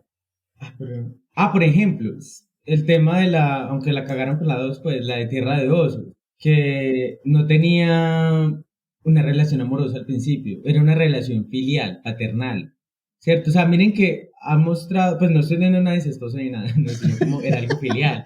Entonces miren que ha Por los mostrado antecedentes. diferentes Furro formas por de los ojos. relacionarse, furro además, diferentes formas de relacionarse con nosotros y con la humanidad que siento que ha podido explorar de muchas maneras. No hay necesidad de que Disney tenga, que sería muy bacano verlo, como lo hizo Cartoon Network con Steven Universe, un beso en pantalla, pero a la vez, ¿qué tanto importa? Porque nos han enseñado que lo LGBT y lo diverso se tiene que manifestar solo con el emparejar. sí. Y eso a mí me parece como un poco agotador también, como pensar siempre que lo único que nos representa como LGBTI es emparejarnos con otros. Y eso está bien, obviamente también amamos a otras personas, pero no es lo único que somos. Entonces, siento que también ahí es donde está el problema que yo tengo con tanto la petición de la gente todo el tiempo de que se besen ya, maldita sea, que se bese con una mujer, como también el tema de Disney con su reticencia a Sí, es hacer una buena es una doble representación. crítica, la crítica a Disney y la autocrítica pues, también a las comunidades que como que siempre esperamos una representación desde lo romántico. Y como nosotros en nuestro podcast también hemos hablado muchas veces, como lo nocivo que es esa entronización de lo romántico por encima de otras formas de relacionamiento. Entonces yo por eso con el queerbaiting de Disney he intentado hacer las paces. Pues como que siento que nunca van a hacer una representación buena de lo LGBTI, pero han hecho una representación buena de otras cosas sin quererlo. Por ejemplo, con esta película de La Pandita Roja, Turning Red. Turning Red. Bueno, hay que ahí aclarar que represent- es de Pixar. Pues sí, pero Pixar ya igual. es diferente de eso, pero Es, igual sí. pero igual, pues, lo que digo es como que lo han logrado. Pixar ya no es de Disney. Sí, pero igual tienen como procesos creativos diferentes. Bueno, pero igual sigue siendo el mismo monopolio. Y están... Pero yo creo que incluso ya que Disney tiene a Pixar, Disney está saboteando. Obvio, por algo la estrenó en plataforma, pues. Porque... No ha sacado nada a cine, no lo hacen promoción. Sí. Ujú. Pero ese ya es otro tema. Temas para el capítulo de Sí, ustedes. sí. Pero bueno, el punto es que yo con el queerbaiting por eso no tengo ese problema. Siento que sí inocentemente han hecho buenas representaciones de ciertas cosas y otras muy malas, como la de Cruella, la de personaje que además uno dice Disney en pleno 2021 y vos todavía haces un personaje gay que solo sirve para apoyar a la heterosexual A la amiga. mujer blanca, sí. Sí, o sea, en serio, o sea, Disney, no jodas, es como estás fallando, pues no. Sí, pasa igual con esta en la que estuvo La Roca, con Emily Blunt, no me acuerdo, que también es de Disney. Jungle Cruise. Jungle Cruise, sí, exacto, que el hermano era el gay, pero era el gay chistosito del lado ya. Ok. O sea, eso sí es problemático, que Disney todavía en pleno siglo XXI, es que 2021, en pleno siglo XXI todavía siga replicando estereotipos que uno diría, ya pasaron, pero Disney lo sigue haciendo, eso sí es problemático. O sea, ahí es donde uno dice, yo creo que la mirada no debería estar en el queerbaiting, sino como, venga papito, haga buenas representaciones y las va a hacer, si no, ni siquiera toque el tema, pues ya sabemos que a usted no le interesa. Y que no lo sabe hacer. Y que no lo sabe hacer, entonces siento que más la mirada debería estar ahí, más que la añoranza, que yo también siento que eso es lo que ha hecho Disney, es como el chico popular que la caga todo el tiempo y todo el mundo quiere admirar, pero la caga todo el tiempo, entonces siento que es eso, es como, más que la añoranza... Jacobs cuando sale de la cárcel. Ajá, sí, exacto. Entonces siento que es eso, es como más que es pedirle que muestre una pareja besándose, es como si va a hacer algo de eso, al menos hágalo bien. Tómese el trabajo de hacerlo bonito o bien hecho. Entonces siento que es más eso. Y ya, me la palabra. Brutal. No, pues ya. Sí, Jesús es hoy el de las declaraciones contundentes. Sí, eso siempre es el que nos deja así como con la boca abierta. La palabra de Jesús. Pues sí, o sea, es que la moralidad heteropatriarcal de Disney es graciosa, porque seguimos jugando con la moral del código Hays. Es como, llevo 3 capítulos en este podcast mencionando el código Hays, no más. Drink.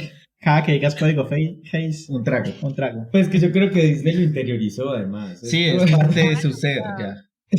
Es como que ellos son los únicos que no han podido sacárselo de su sistema inmune. Es como el código Hays está dentro de Disney. Sí, no, es que, o sea, leyendo sobre eso, es como Disney juega un papel tan importante para la moralidad de los niños.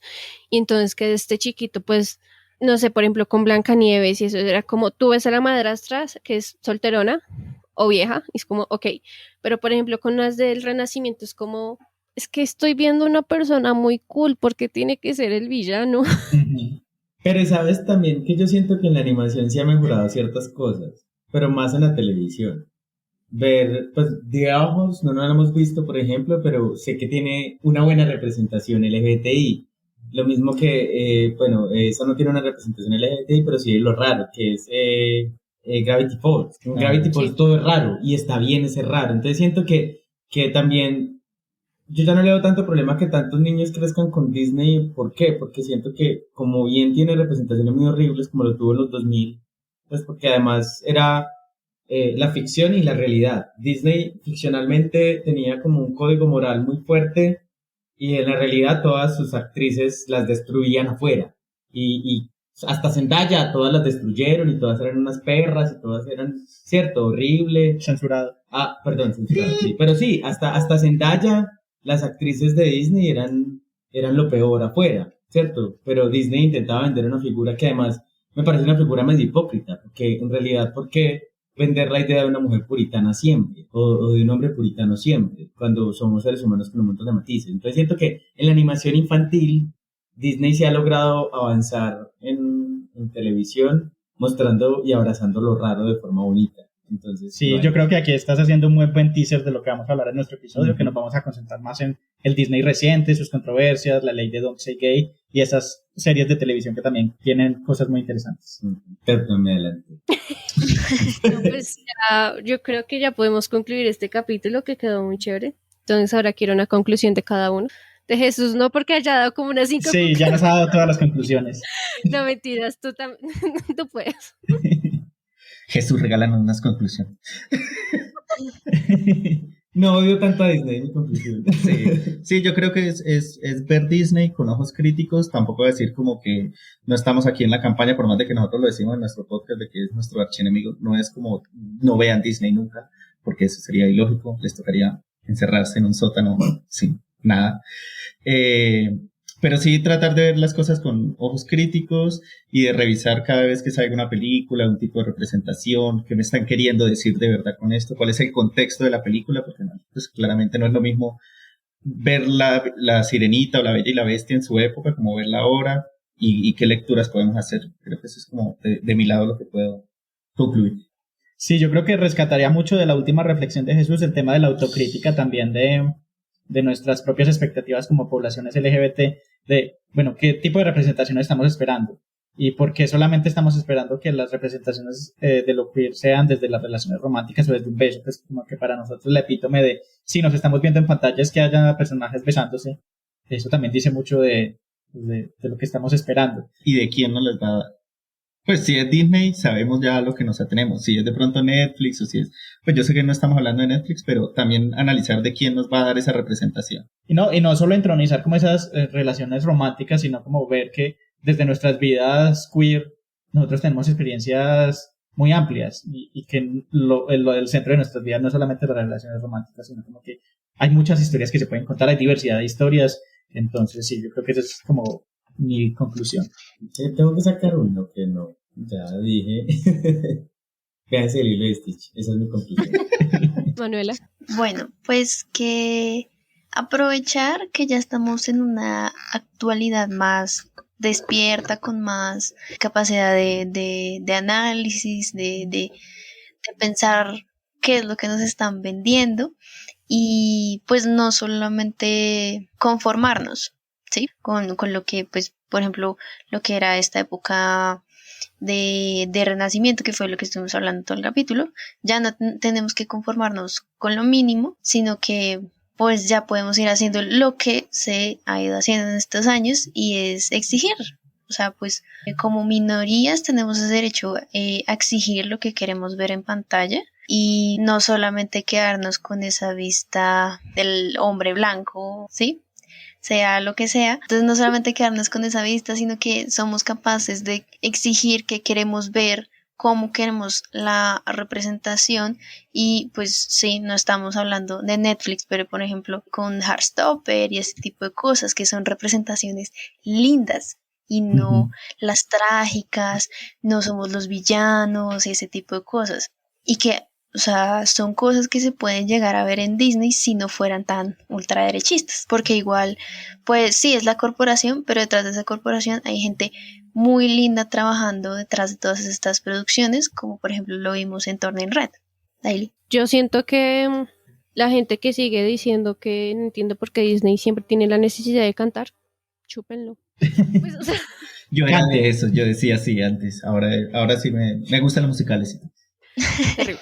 Sí, porque es como, es que la gente que se quiere hacer súper intelectual diciendo que odia a Disney y que todos los productos es porque en realidad no los ha analizado o simplemente porque no tiene la necesidad de cavar fondo como uno. Es como, si eres el hombre blanco heterosexual, obviamente no tienes que hacer un capítulo de 2 horas hablando de por qué es tan importante la Sirenita y la Bella y la Bestia para la comunidad. Sí, entonces pues también entender que pues necesitamos estas narrativas y que de la misma forma también se pueden criticar y se pueden juzgar. O sea, para eso están los medios audiovisuales. Cualquier medio está para que tú lo analices. Entonces, sí, que los villanos son geniales. Y sí, Disney tendría que hacer mejor porque, pues, o sea, en el contexto en el que está actualmente, si nos vuelve a dar un villano con queer coding, es como, la época ya pasó. Sí, entonces es eso y que, pues, que la música es genial y que amo a Howard Ashman mucho. Que me encanta todo lo que hizo musicalmente, o sea, en serio es como, es impresionante como decisiones, como decían al comienzo, como una decisión tan boba decir, hagamos a Sebastián jamaiqueño, es como, parece tan boba, pero fue como que tan fundamental para toda la película. Entonces como mentes creativas de la comunidad o de que no sean hombres blancos heterosexuales se necesitan en cualquier narrativa para crear estos medios y que sean tan importantes para la misma comunidad que está representando, que puede ser comunidad indígena, comunidad negra, comunidad LGTBI. O sea, no solo nos tenemos que basar en eso. En solo una, nos podemos basar en un montón. Cosa que Disney tiene que aprender a qué hacer. Sí. Sí, entonces, pues, nada. Pues, muchas gracias por estar acá, muchachos, con nosotros. Me encantó hablar con ustedes sobre Disney, que es algo que amo. Y Y nada, pues a las personas que llegaron hasta acá, muchas gracias por escuchar. Si quieren, pues se los comparten a sus amigos y dicen como, ve, tú sabías todo esto de la Sirenita, de la Bella Durmiente, de cualquier película. Amen Disney, o sea, esto no es para o sea, sí para juzgarla, pero también desde una forma crítica.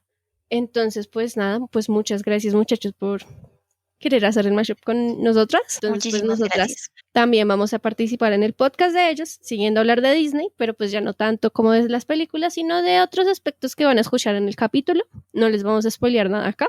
Bueno, Jesús ya lo hizo un poquito, pero... Como medio capítulo spoiler, pero bueno. No, a ustedes muchas gracias, chicas, por invitarnos. Estamos muy emocionados porque es también nuestra primera colaboración con otro podcast.